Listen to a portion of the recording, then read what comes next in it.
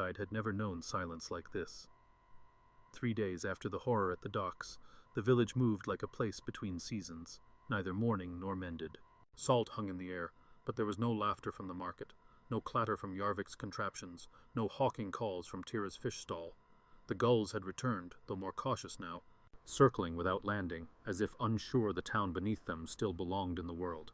The villagers did what they could. Some hung herbs outside their doors.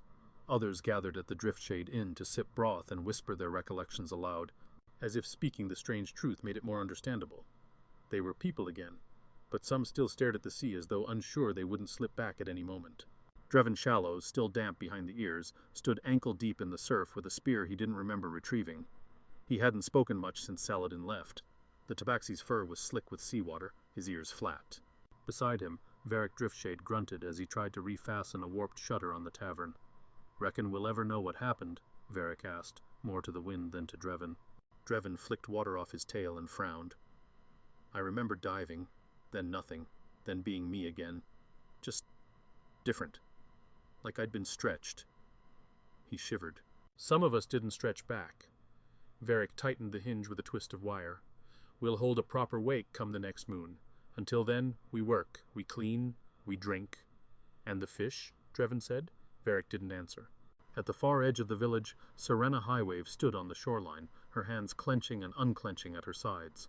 The other villagers had noticed she hadn't spoken much since waking up beside a crate of driftwood 2 days ago, naked and coughing salt. She'd just smiled weakly, offered to help patch nets, then gone silent again. Now she watched the tide roll in. The water shimmered, not as it had when thousands of Dawnscale fish pulsed beneath it, but enough to stir something in her, a memory, a sensation, of darting, of flying, not in air but in current. She had been a fish, but not just a fish. She remembered thinking. She remembered joy. Serenna stepped forward, boots sinking into the surf. She hesitated only a moment, then dove. The water welcomed her. There was no pulse of magic, no sudden shift, just will. She thought about how it felt, and her skin shimmered. Her arms drew inward, her legs folded, fins unfurled from muscle, from thought. She was Dawnscale again. But she was herself, not driven, not blank, not lost. She twisted through the water, the world brilliant and clear, light fractured into spears above her. She darted among the rocks. Dancing through reeds and bubbles, heart pounding with delight, she was free. She swam for hours. Eventually fatigue settled into her fins. Her strokes slowed. She remembered how hard it had been for Saladin, how frightened he had looked when he surfaced. Could she still turn back? Panic flickered at the edges of her mind. She veered toward the bay, heart thrumming as she neared the beach. The dock loomed above, and she surged forward, beaching herself half onto the sand. Her breath came hard. And then it began. The fins folded. Bones cracked. Skin shifted. She groaned, blinking up at the stars as she lay half-naked on the shore, shivering but laughing. By the time Serenna walked back into the village, draped in a borrowed towel, a few of the townsfolk were gathered around a fire pit. Drevan sat sharpening a spear.